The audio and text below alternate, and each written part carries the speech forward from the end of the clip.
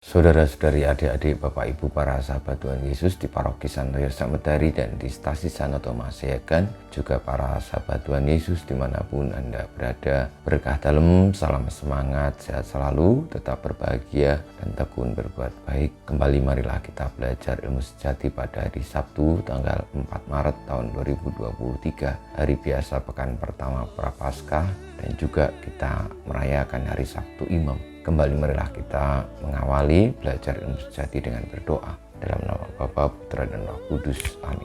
Allah Bapa yang kekal dan kuasa, arahkanlah hati kami kepadamu agar patuh setia berbakti kepadamu. Semoga kami selalu mencari Engkau dan mengamalkan karya cinta kasih dengan pengantaran Tuhan kami Yesus Kristus Putramu yang hidup dan berkuasa bersama Dikau dalam persatuan Roh Kudus Allah sepanjang segala masa.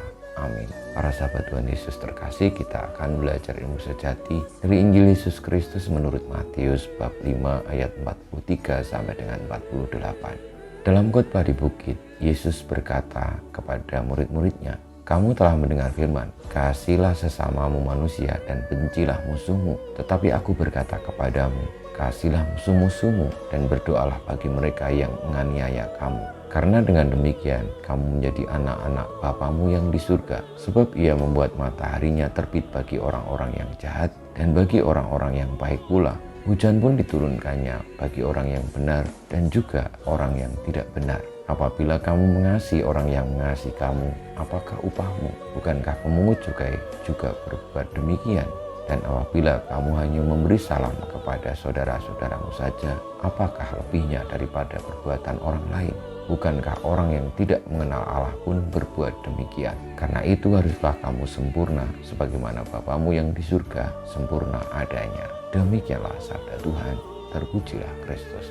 Para sahabat Tuhan Yesus yang terkasih, ajaran Tuhan Yesus atau sabda Tuhan Yesus dalam khotbah di bukit tentang bagaimana para murid diajak untuk menjadi sempurna seperti Bapa di surga sempurna adanya adalah petunjuk ataupun arahan ataupun ajakan Tuhan Yesus supaya kita memahami Allah yang adalah sumber kebaikan sejati. Allah tidak pernah menghukum seorang pun. Maka dalam hidup dunia ini, ketika ada kemalangan, terjadi bencana dan segala macam peristiwa-peristiwa alam yang membuat manusia menderita, marilah pertama-tama kita tidak memikirkan ataupun merasa atau bahkan langsung menunjukkan bahwa itu adalah hukuman Tuhan. Tidak, tetapi bisa jadi itu memang adalah dari Tuhan, tapi juga bisa dari karena fenomena alam. Jadi tidak langsung itu merupakan hukuman Tuhan bagi manusia.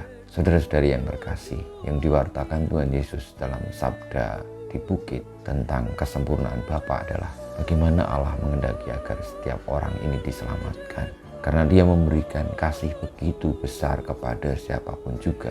Disampaikan oleh Tuhan Yesus bahwa Allah memberikan sinar matahari kepada orang yang baik dan orang yang tidak baik. Hujan juga diturunkan bagi orang yang baik dan yang tidak baik. Artinya bahwa Allah senantiasa menghendaki agar semua orang diselamatkan.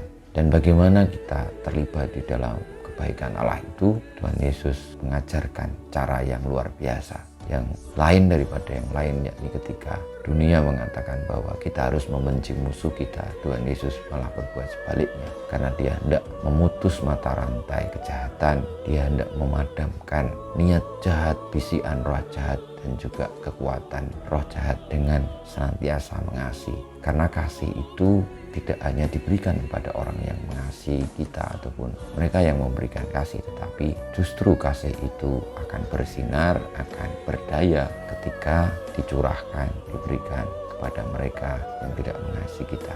Panutan utamanya adalah Tuhan Yesus sendiri.